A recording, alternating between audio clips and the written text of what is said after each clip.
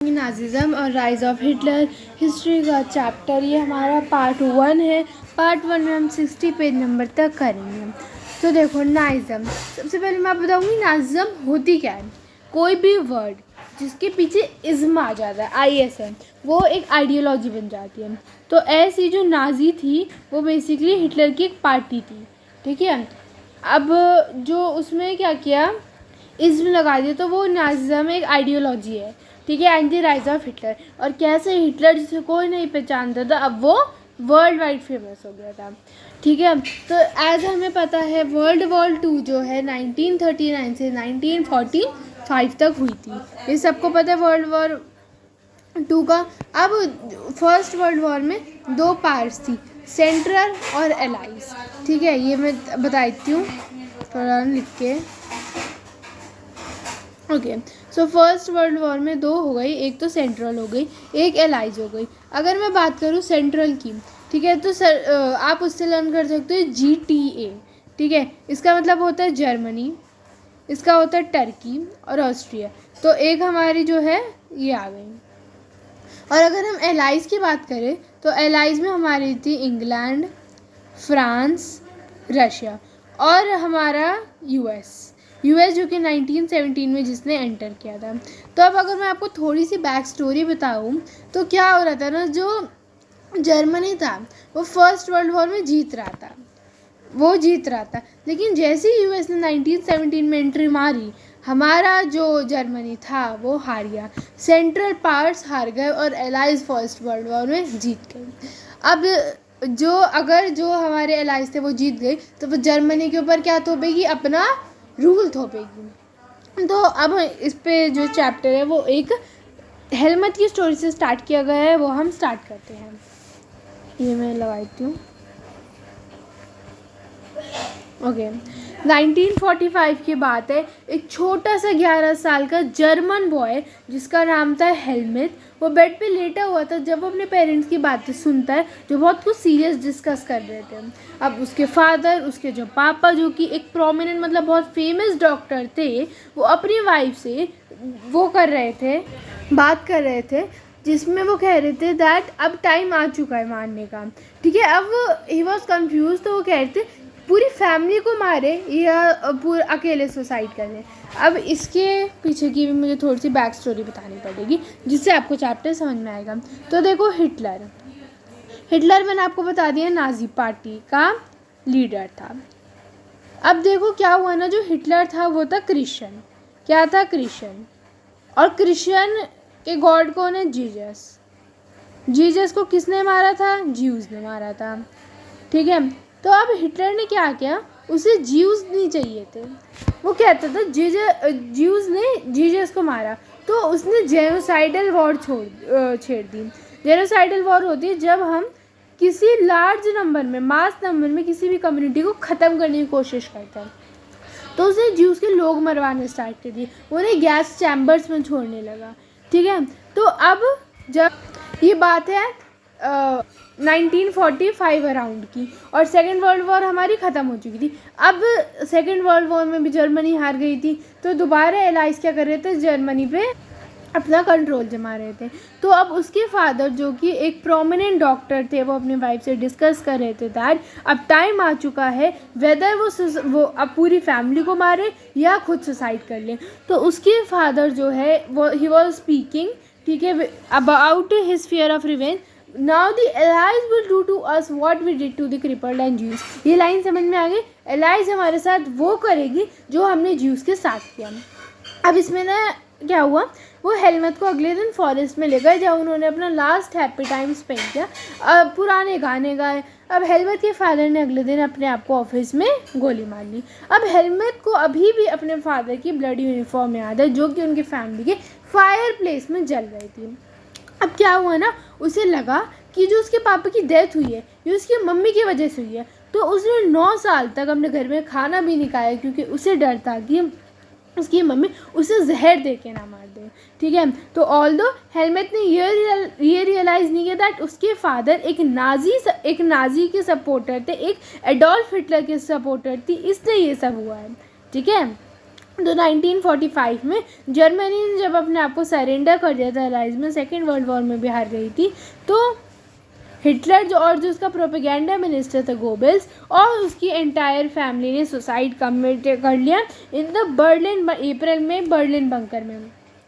Bunker होते हैं, कैसे बताओ, ओके, जो सोल्जर्स होते हैं ना वो ऐसे अंडरग्राउंड बना लेते हैं, ठीक है, अंडरग्राउंड वो ऐसे कर रहते हैं, क्योंकि जो सामने वाली कंट्री होती है वो वार कर रही होती है, तो उनसे बचने के लिए वो इनमें रहते हैं, ठीक है। At the end of the war, an international military tribunal at Nuremberg was set up to prosecute Nazi war criminals for crimes against peace, for war crimes and crimes against humanity. अब देखो, अब क्या हुआ ना, ये देखो, जब second world war हुई, जर्मनी ने एक जेनोसाइडल वॉर छोड़ दी जिससे मास नंबर में लोग मरे, ठीक है। कितने लोग मरे? 6 मिलियन ज्यूज मरे, ये लाइन अंडरलाइन कर लेना। 200,000 जिप्सीज मरे, ये एक कम्युनिटी होती है लाइक ज्यूज, ठीक है। 1 मिलियन पोलिश सिविलियंस मरे, ठीक है। 70,000 जर्मन्स मरे, वो are considered mentally and physically disabled, जो अनफिट थे, ठीक है। अब उन्होंने क्या किया, वो ने गैस चैम्बर्स में भेज देते हैं, ठीक है, और उधर उन्हें वो जहरीली गैस में आके मार देते हैं। अब नरम्बर्ग ट्रिब्यूनल, जो अभी मैंने आपको पढ़ाया था, जो हमने लाइन पढ़ी थी, उसने क्या किया, ऑब्वियसली इसमें सबका हाथ था, लेकिन उसने मेन 11 लीडर्स को जिन्होंने काम किया उसे निकाला और बाकी लोगों को जेल में डाल दिया, देवर इम्प्राइजेंड, ठीक है। अब हमारा आ जाता है बर्थ ऑफ वीमेन रिपब्लिक, इधर से हम पढ़ना स्टार्ट करेंगे, लेकिन मैं सबसे पहले आपको ये बता दूँ दैट वीमेन रिपब्लिक था क्या। तो वीमेन रिपब्लिक जो था वो नेशनल असेंबली थी जर्मनी की। क्या थी? नेशनल असेंबली जर्मनी की। ये बात सबको समझ में आ गई? तो देखो कैसे जो जर्मनी थी उसकी नेशनल असेंबली बनी। तो जर्मनी जो कि अपने 20th सेंचुरी में बहुत पावरफुल एम्पायर रहा है, उसने फर्स्ट वर्ल्ड वॉर लड़ी। अब आपको पता है फर्स्ट वर्ल्ड वॉर 1914 टू 1918 हुई थी, ठीक है। अलॉन्ग दी ऑस्ट्रियन एम्पायर, मतलब किसके अगेंस्ट लड़ी? एलाइज जो थे इंग्लैंड, फ्रांस एंड रशिया, ठीक है। अब जो later did they realise that war would stretch on, eventually draining Europe of all its resources.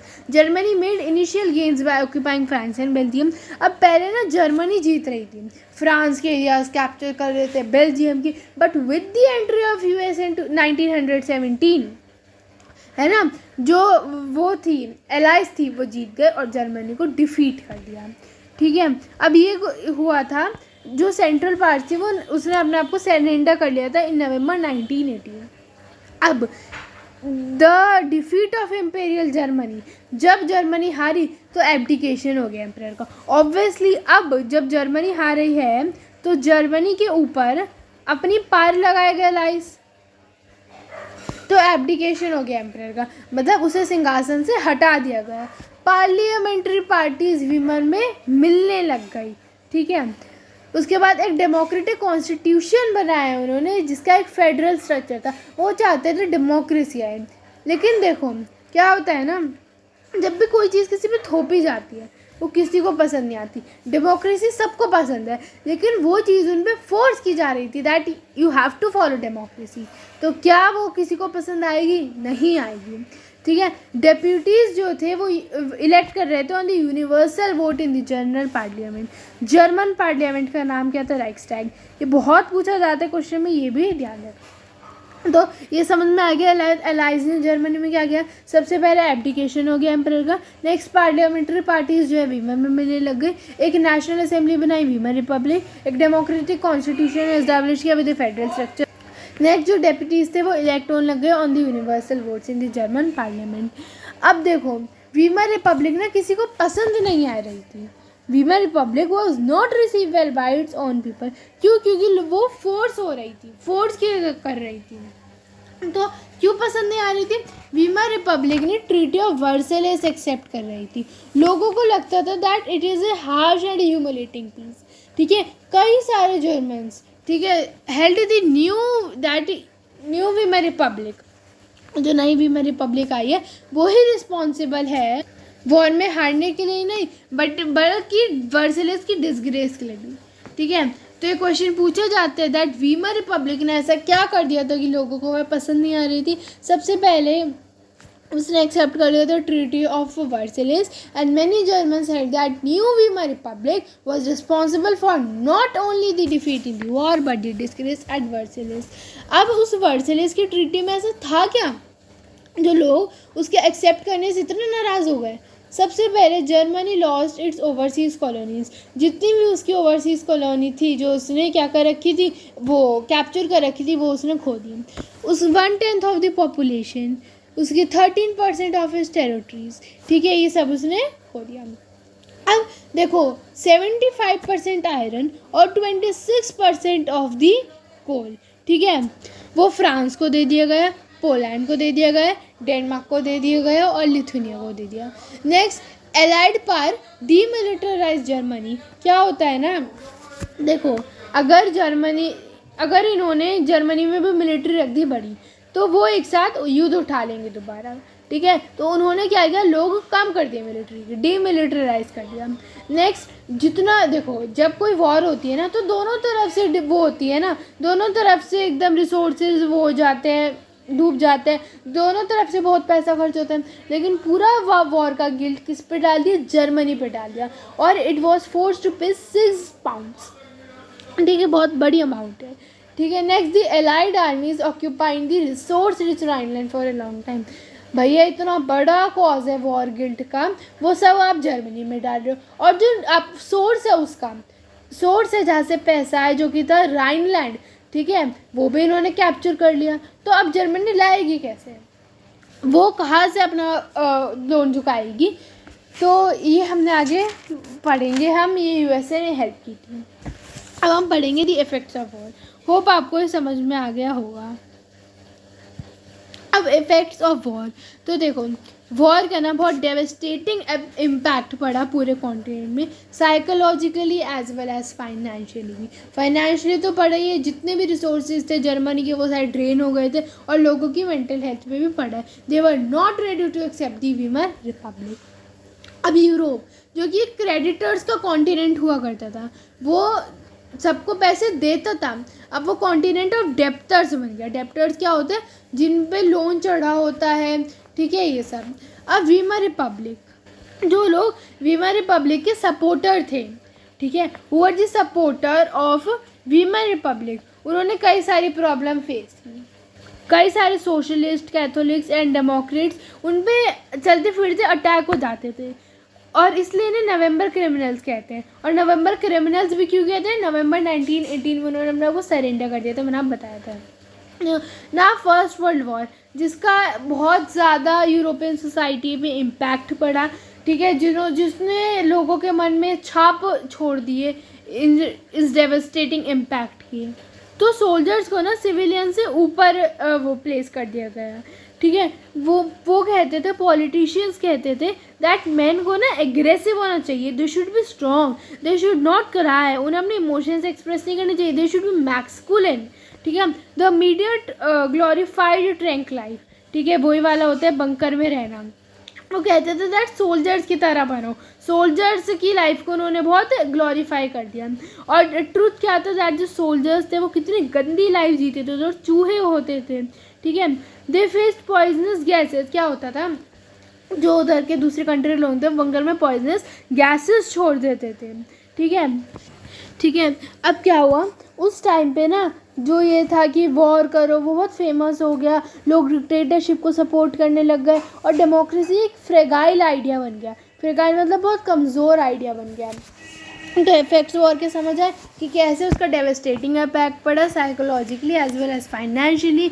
Europe जो कि क्रेडिटर्स का कॉन्टिनेंट था, वो एक कॉन्टिनेंट बन गया था डेप्टर्स का, ठीक है। उन्हें नवंबर क्रिमिनल्स कहते थे, जो लोग वीमर रिपब्लिक के सपोर्टर्स थे, ठीक है। फर्स्ट वर्ल्ड वॉर का डीप इम्प्रिंट पड़ा यूरोपियन सोसाइटी में, जो ट्रैंक लाइफ को ग्लोरीफाई करती थी। मैन को कहा जाता था to be aggressive, strong and masculine, and democracy became a young and fragile idea which could not survive the instabilities of Europe, ठीक है। अब हम पढ़ेंगे political radicalism and economic crisis, ये पढ़ते हैं। तो देखो चार्ट के थ्रू समझाती हूँ। दो पार्टी आए, एक था स्पार्टकिस्ट लीग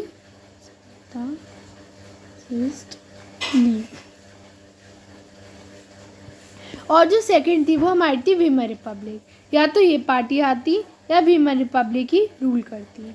अब इधर से मैं आपको समझाना स्टार्ट करती हूँ। ठीक है, ये है हमारा वीमर रिपब्लिक का कॉर्नर। तो देखो, जो वीमर रिपब्लिक थी वो किस पे बिलीव करती थी? डेमोक्रेसी में। ठीक है, उसने डेमोक्रेसी कर रही थी, बिलीव्ड इन डेमोक्रेसी। दूसरा क्या था? दैट वो ऑब्वियसली दूसरी पार्टी को कैसे सपोर्ट करेगी? तो वो किसके खिलाफ थी? स्पार्टकिस्ट के खिलाफ थी, जो डेमोक्रेसी पे बिलीव नहीं करती थी and full of war veterans, जिन्हें हम कहते थे फ्री कॉर्प्स। क्या हुआ? ये क्या था मैं आपको समझाऊंगी, लेकिन अब आप समझोगे उसके बारे में, स्पार्टकिस्ट लीग के बारे में। Just a minute. ओके, अब स्पार्टकिस्ट जो लीग थी ऑब्वियसली वो रशियन स्टाइल जो था कम्युनिटी उसे वो करती थी, वो सपोर्ट करती थी। उसे सोवियत स्टाइल गवर्नमेंट चाहिए थी एंड लेटर जो जर्मनी की कम्युनिस्ट पार्टी थी वो इसने ही फाउंड की थी। अब देखो क्या हुआ, दोनों पार्टी लड़ रही है, दोनों पार्टी को लोगों का सपोर्ट चाहिए। अब देखो, जो जर्मन पार्लियामेंट था, कहाँ गया? ओके, जो जर्मन पार्लियामेंट था, ठीक है, वीमर रिपब्लिक जो था उसने जो रिबेलियन था स्पार्टकिस्ट पार्टी का, उसे कैसे वो किया? फ्री कॉर्प्स के साथ वो लड़ा, और जो वीमर रिपब्लिक है वो किस में आ गई? हमारी जर्मनी में आ गई, कंट्री में आ गई। अब हम पढ़ेंगे इकोनॉमिक क्राइसिस ऑफ 1923। लेकिन उससे पहले मैं आपको ये चीज़ बताना भूल गई दैट क्या हुआ ना, जर्मनी जो है ना वो लोन्स पे लड़ रही थी और उसे वॉर का रिपेरेशन अकेले भरना था। तो क्या हुआ, जो उसने 1923 में जर्मनी मना कर दिया दैट अब मैं और पे नहीं कर सकता, अब मैं और कंपेंसेशन नहीं चुका सकता। तो फ्रेंच ने जो उसका इंडस्ट्रियल एरिया था उसे ऑक्यूपाई कर लिया, जिसका नाम था रूहुर। अब क्या हुआ, जर्मनी ने स्टार्ट किया पेपर करेंसी प्रिंट करना, पेपर करेंसी प्रिंट करना स्टार्ट किया। तो मैसिव प्रिंट करी मनी जर्मनी, जिससे जो जर्मनी की मनी की वैल्यू थी वो नीचे गिर गई। ठीक है, with too much printed money in circulation, जो वैल्यू थी जर्मन मार्क की वो नीचे गिर गई। ठीक है, तो अब अगर किसी को ब्रेड भी ख़रीदना होता था तो वो क्या करता था? कट्टे में भर भर के पैसे लेके जाता था। तो इवेंचुअली जो अमेरिका था वो आया अपने डॉस प्लान के साथ। इकोनॉमिक क्राइसिस ऑफ 1923 बताई थी। ठीक है, Germany fought war majorly on loans and had to pay war reparations. 1923 में जर्मनी ने मना कर दिया पे करने के लिए, तो फ्रेंच ने रूहुर ऑक्यूपाई कर लिया। जर्मनी ने जो है वो मनी को प्रिंट करना स्टार्ट कर दिया, जिससे वैल्यू थी जर्मन मार्क की वो गिरने लगी। ये एक चार्ट है, ये आप बना लो, है ना, बहुत हेल्पफुल रहेगा। ठीक है, बहुत ईजी है। प्रिंटेड मोर मनी, ज़्यादा मनी जो है उसने करी। उसके बाद हम लिखेंगे दैट जो वैल्यू थी, value of German mark fail, मतलब जो पैसों की वैल्यू थी वो क्या हो गई? गिर गई। अब कह रहा है दैट हाइपर इन्फ्लेशन हो गई। हाइपर इन्फ्लेशन क्या होता है? जब कोई भी कम्युनिटी के जो दाम होते हैं वो 50% से ज़्यादा बढ़ जाते हैं। ठीक है, हाइपर इन्फ्लेशन हो गई, जिससे प्राइजेस जो होते हैं ऑफ गुड्स वो बहुत अति बढ़ गए, हद से ज़्यादा ही बढ़ गए। ठीक है, और ये लिख दी थी दैट अमेरिकन, ये पूरा मैं आपको बता देती हूँ दैट तो अमेरिका जो था ना वो डॉस प्लान है, जिसके अकॉर्डिंग जो यूएसए था वो देगा अब से जर्मनी को short term goals, short term loans देगा वो किसको? जर्मनी को। अब जर्मनी क्या करेगा? उसे यूज़ करेगा अपने डेवलपमेंट में, वॉर का कंपनसेशन भरेगा, वॉर का कंपनसेशन भरेगा, और जो पैसा आएगा डेवलपमेंट से वो उसे दोबारा लौटा देगा। ये था डॉस प्लान। तो 1924 से 1928 तक कुछ स्टेबिलिटी रही, लेकिन फिर आया यूएसए में वॉल स्ट्रीट एक्सचेंज। देखो क्या होता है ना, यूएसए ही उन्हें क्या दे रहा था, लोन्स दे रहा था, लेकिन यूएसए ही अगर ख़त्म हो गया तो क्या हुआ ना, जो यूएसए का मार्केट था वॉल स्ट्रीट एक्सचेंज वो क्रैश हो गया। ठीक है, रातों रात लोगों ने कम दामों में बेच दिए शेयर्स अपने, जिससे और कम दामों में ना बिके। ऑन वन सिंगल डे 24 अक्टूबर को 13 मिलियन शेयर्स वर सोल्ड। ठीक है, अब स्टार्ट हुआ था ग्रेट इकोनॉमिक डिप्रेशन। यूएसए से ज़्यादा किस में अब वो आतंक चलेगा, जर्मनी में चलेगा। तो 1929 में यूएसए क्रैश हो गया, वॉल स्ट्रीट एक्सचेंज हो गया, तो पीपल ने अपने शेयर्स ओवरनाइट बेच दिए, मार्केट क्रैश हो गया। 24 अक्टूबर को 13 मिलियन शेयर बेच गए। अब कंट्रीज जो यूएस से भी डिपेंडेंट थी उन्होंने किया सफ़र। ठीक है, वो बहुत सफ़र किया उन्होंने। नाउ यूएसए ने 1929 से 32 तक जो उसकी नेशनल इनकम थी वो 50% हो गई, एक्सपोर्ट्स घट गए और फैक्ट्रीज़ को बंद कर दिया गया। अब जर्मनी में क्या हुआ, जॉब्स चली गई। ठीक है, अनएम्प्लॉयमेंट आ चुकी थी, जितनी भी लोगों की सेविंग्स थी वो ख़त्म हो गई थी। यूथ जो नई जनरेशन थी, उधर एम्प्लॉयमेंट तो थी नहीं, वो क्राइम में वो एंगेज हो गई, वो ताश खेलती थी सड़कों पे बैठ के। अनएम्प्लॉयमेंट 6 मिलियन तक पहुंच गई, और जो इंडस्ट्रियल प्रोडक्शन थी वो सिर्फ 40% रह गई बाय 1929। तो जो लोग थे जर्मनी के, देवर सो स्केयर्ड। ठीक है, देवर सो होपलेसनेस, उनके अंदर थी, एंजाइटी थी। ठीक है, उन्हें डर था प्रोलेटेनाइजेशन का। इसका मतलब होता है कि हद से भी ज़्यादा गरीब बन जाना। ठीक है, बहुत गरीब बन जाना।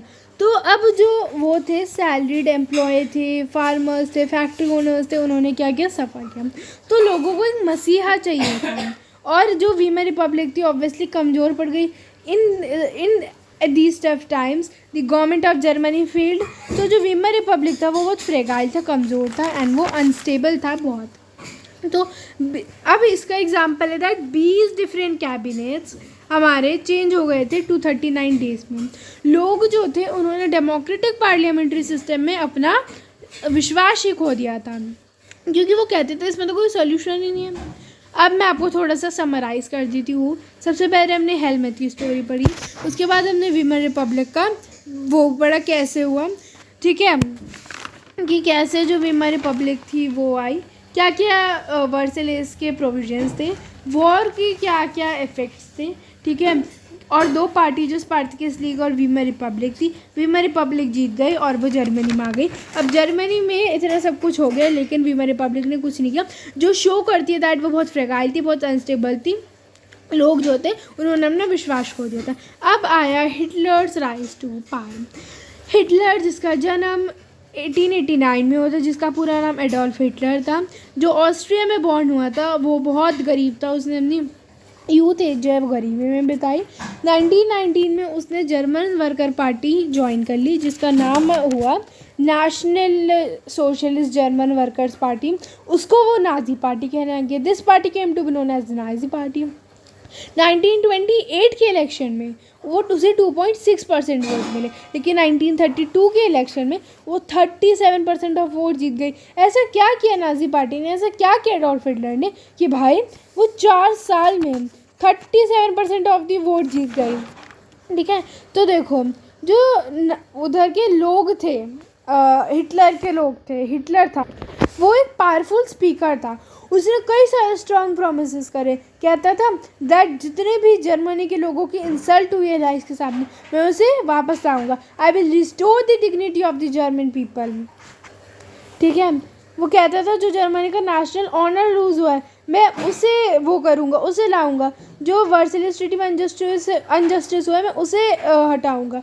जितने भी लोग जो काम को लिए देख रहे हैं, I will just remove the unemployment, और मैं एम्प्लॉयमेंट लाऊंगा, यूथ के लिए एक सिक्योर फ्यूचर क्रिएट करूँगा। ये सारे उसने क्या किए, स्ट्रॉन्ग प्रोमिसेस किए।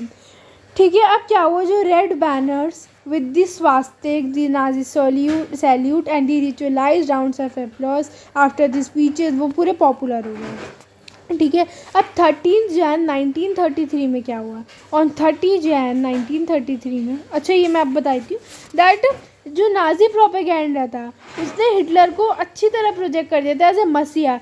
अब लोगों को बिलीव होने लगा था दैट वही एक इंसान है जो अब जर्मनी के लोगों को बचा सकता है। अब हिटलर कितना तेज था दैट 1933 में 30 जैन को 1933 में प्रेसिडेंट हिंडनबर्ग ने चांसलर बना दिया किसको, हिटलर को। अब उसने क्या किया, एक फायर डिक्री अनाउंस की और एक एनेबलिंग एक्ट लॉन्च किया। फायर डिक्री लॉन्च की 28 फेब 1933 में, जिसने एक पार्लियामेंट में फायर लगा दी, एक मिस्टीरियस फायर। अब उसने क्या किया, उसे यूज़ किया एज ए एक्सक्यूज़। वो कहता था हमारे देश में ही नहीं पता कौन हमारे खिलाफ है कौन नहीं, तो उसने लोगों के सिविल राइट जो थे वो सस्पेंड कर दिए। ठीक है, अब देखो एक और चीज़ मैं आप लोगों को बताती हूँ। देखो जो हिटलर था उसने करा लोगों के लिए काम, लेकिन बाद में वो डिक्टेटर बन गया। ठीक है, ऑल्दो वो चाहता था कि वो जर्मनी की डिग्निटी वापस लौटाए, उसने लौटाई भी, लेकिन वो फिर भी सेकेंड वर्ल्ड वॉर में हार गया था। हम पूरा ये आगे पढ़ेंगे। ठीक है, तो अब उसने क्या किया, लोगों को कम्युनिस्ट पार्टी में भेजना, कम्युनिस्ट लोगों को कॉन्सेंट्रेशन कैंप भेजना भी स्टार्ट कर दिया। ठीक है, अब है एनेबलिंग एक्ट 1933 में, मार्च में ही, मतलब आप देख रहे हो 3 मार्च को ही, 28 को तो फायर डिग्री करी, 3 मार्च को ही उसने एक एनेबलिंग एक्ट पास कर दिया जिसमें डिक्टेटरशिप लग गई जर्मनी की। जितनी भी पार्ट्स थी वो हिटलर के पास से गए और पार्लियामेंट हो गए साइडलाइन। ठीक है, अब गवर्नमेंट में ज्यूज ही नहीं रहे, एक पार्टी थी, जितना भी मीडिया के ऊपर, जुडिशरी के ऊपर कंट्रोल था वो हिटलर का था, एंड स्पेशल सर्विलेंस स्टार्ट कर दी गई। ठीक है, ये यही चीज़ है ऐसे। ठीक है, स्टॉर्म ट्रूपर्स, जेस्टेपो, ये पूरा पढ़ लेना, ये ज़्यादा कुछ है नहीं, बस ये मैं आपको बता देती हूँ दैट जेस्टेपो सीक्रेट स्टेट पुलिस थी, जो लोग कहा जा रहे, पूरा जो ध्यान थी वो जेस्टेपो रखती थी। ठीक है, अब it was the extra constitutional parts of newly organised forces that gave Nazi state is reputation as the most dedicated criminal state.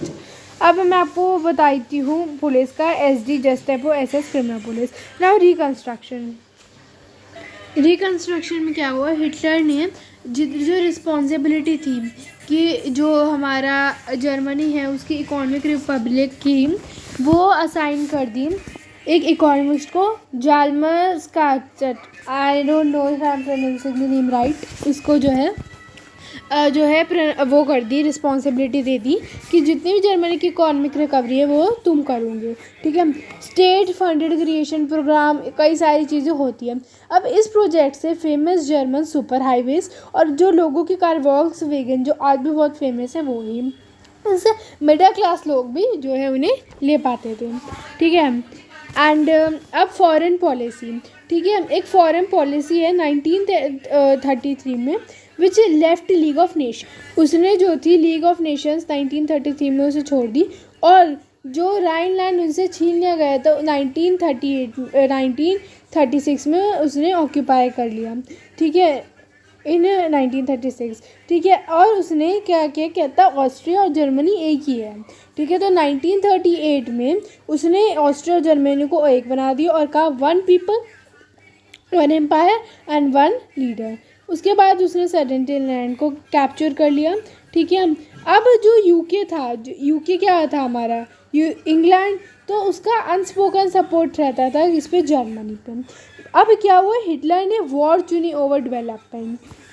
देखो क्या हुआ, जब इंग्लैंड में सपोर्ट कर रहा था तो क्या हुआ, जो जर्मनी थे नहीं वो क्विक विंस करने लग गए, कभी उस पार्ट को ऑक्यूपाई कर लिया, कभी किसको, लेकिन हिटलर इधर नहीं रुका। स्केचेट ने कहा दैट, उसने हिटलर को एडवाइस थी दैट कि जो वो होते हैं वॉर टूल्स होते हैं, ठीक है, वेपन्स होते हैं, उसमें इतना इन्वेस्ट मत करो, बट हिटलर ने वॉर चूज़ की ओवर द डेवलपमेंट, जिसकी वजह से स्केचेट जो था वो जर्मनी छोड़ के भाग गया।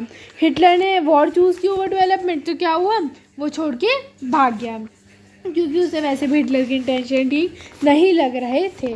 तो सितंबर 1939 में उसने पोलैंड को इन्वेड कर लिया, पोलैंड को कैप्चर कर लिया। ठीक है, जर्मनी ने पोलैंड कर लिया, और सितंबर 1949 में एक त्रिपार्टी पैक्ट साइन हुआ between Germany, Italy and Japan, जिससे हिटलर की जो इंटरनेशनल पार्टी वो जो थी वो हुई। क्या कहते हैं स्ट्रॉन्ग हुई। अब जून 1941 में उसने सोवियत यूनियन में अटैक कर लिया। सबसे बड़ी गलती थी इसकी, जो कि एक हिस्टोरिक ब्लंडर जो था टर्न आउट हुआ। देखो क्या हुआ था, ऐसे ही उस फर्स्ट वर्ल्ड वॉर में हुआ था, जर्मनी जीत रही, जैसे यूएस आया था वो हारने लगी थी। अब उसने सोवियत यूनियन में अटैक कर लिया था 1941 में, जो कि बहुत ज़्यादा एक हिस्टोरिक ब्लंडर क्रिएट हुआ था, because Germany exposed on two sides. ठीक है, उसने ब्रिटेन पे भी अटैक कर लिया था, सोवियत यूनियन पे भी। वेस्ट साइड से उसने एरियल बॉम्बिंग करवा दी थी ब्रिटेन में, एंड ईस्टर्न में उसने जो है जो सोवियत यूनियन थी ना, उधर की आर्मीज बहुत पावरफुल थी, तो सोवियत की रेड आर्मी ने जर्मनी को हरा दिया एट स्टालिनग्राड। अब जो जापान था, जब उसने हिटलर से अपना सपोर्ट एक्सटेंड किया, तो उसने जो यूएस का बेस है, ठीक है, एट पर्ल हार्बर, तो यूएस सेकेंड वर्ल्ड वॉर में एंटर हो गया। देखो जो यूएस था वो चाह नहीं रहा था सेकेंड वर्ल्ड वॉर, लेकिन इतने ही चीज़ों के बाद हिटलर ने सेकेंड वर्ल्ड वॉर करवा दी। ठीक है, तो क्या हुआ, जो वॉर था ये 1945 में एंड हुआ, जहाँ हिटलर हार गया और जापान ने एटम बॉम्ब जो है वो ड्रॉप कर दिया हिरोशिमा में इन जापान। ठीक है, ये इतना इम्पोर्टेंट कॉन्सेप्ट नहीं था, इसलिए मैंने मतलब ऐसे लाइन टू लाइन नहीं समझाया, लेकिन इसका मैं वन शॉट भी जल्दी डालूँगी। Do see it.